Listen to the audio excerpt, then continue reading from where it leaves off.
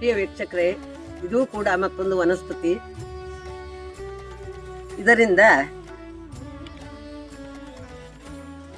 ಏನೆಲ್ಲ ಮಾಡಬಹುದು ಅಂತ ನಾನು ಇವತ್ತು ನಿಮಗೆ ತಿಳಿಸ್ತಾ ಇದ್ದೀನಿ.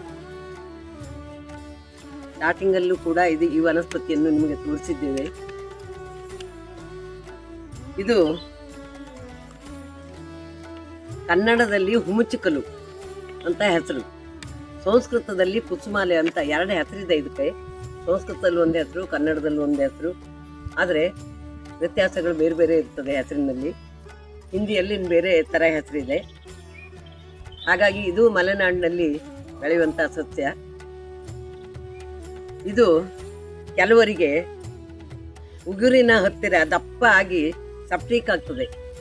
ಪ್ರತಿಯೊಂದು ಉಗುರಿಗೂ ಸಪ್ಟಿಕ್ ಆಗಿ ದಪ್ಪ ಆಗ್ಬಿಡ್ತದೆ.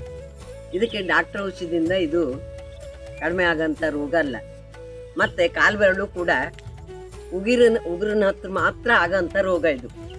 ಆಚೆಗಿಚ್ಚಿ ದಪ್ಪ ಆಗೋದು, ಸಪ್ಟಿಕ್ ಆಗೋದು, ಇದು ಡಾಕ್ಟರ್ ಔಷಧಿಲಿ ಇಂಗ್ಲೀಷ್ ಮೆಡಿಸಿನಲ್ಲಂಕ ಖಂಡಿತ ಹೋಗೋದಿಲ್ಲ.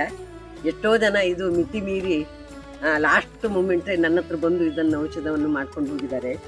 ಇದು ಮಾಡುವ ವಿಧಾನ ಅಂದರೆ ವೀಕ್ಷಕರೇ, ಇದನ್ನು ಈ ಎಲೆಯನ್ನು ತರಬೇಕು, ಚೆನ್ನಾಗಿ ತೊಳಿಬೇಕು. ಸಾಮಾನ್ಯ ಒಂದು ಹಿಡಿ ಮುಷ್ಟಿ ಹೇಳ್ತಾರೆ. ಒಟ್ಟು ಎಲೆಯನ್ನು ಅಂದರೆ ತಾಜಾ ಮಾಡಿಕೊಂಡ್ರೆ ತುಂಬ ಉತ್ತಮ. ಒಂದು ಹಿಡಿ ಸೊಪ್ಪನ್ನು ತಂದು ಕೊಲ್ಲಿನಲ್ಲಿ ಚೆನ್ನಾಗಿ ಜಜ್ಜಿ ರಸ ತೆಗೆಯುವಂಥ ರಸ ಸಾಮಾನ್ಯ ಒಂದು ಒಟ್ಟು ಬೆಟ್ಟಿಗೂ ಆದರೂ ಸ್ವಲ್ಪ ಜಾಸ್ತಿ ಪ್ರಮಾಣ ಬೇಕಾಗುತ್ತೆ. ಮುಂದೆ ಕೈಗೆ ಒಂದು 4 ಬೆಟ್ಟಿಗಾದರೂ ಸ್ವಲ್ಪ ಕಡಿಮೆ ಪ್ರಮಾಣ ಸಾಕಾಗುತ್ತೆ. ಅದು ಹೇಗಿದೆ ನೋಡಿಕೊಂಡು ನೀವು ತಯಾರು ಮಾಡ್ಕೊಳ್ಬೇಕು. ಇದನ್ನು ರಸ ತೆಗೆದು ಕೊಬ್ಬರಿ ಎಣ್ಣೆಯಲ್ಲಿ ಆ ಬಾತಂಥ ಬೆಟ್ಟಿಗೆ, ಸಪ್ಟಿಕ್ ಆದಂಥ ಬೆಟ್ಟಿಗೆ ಪ್ರತಿದಿನವೂ ಹಚ್ಚಬೇಕು. ಒಂದು 3 ವಾರಗಳ ಕಾಲ ಇದನ್ನು ಹಚ್ಚಬೇಕು. ಆ ಸಪ್ಟಿಕ್ಕನ್ನು ಒಟ್ಟು ಈ ಎಲೆ ಎಳ್ಕೊಂಡು ಬರ್ತದೆ. ಇದು ಕೊಲ್ಲಿನಲ್ಲಿ ಜಜ್ಜಿ ಕೊಬ್ಬರಿ ಎಣ್ಣೆಯನ್ನು ಹಾಕಬೇಕು. ಅದಕ್ಕೆ ಹಾಕಿ ಚೆನ್ನಾಗಿ ಕುದಿಸಬೇಕು.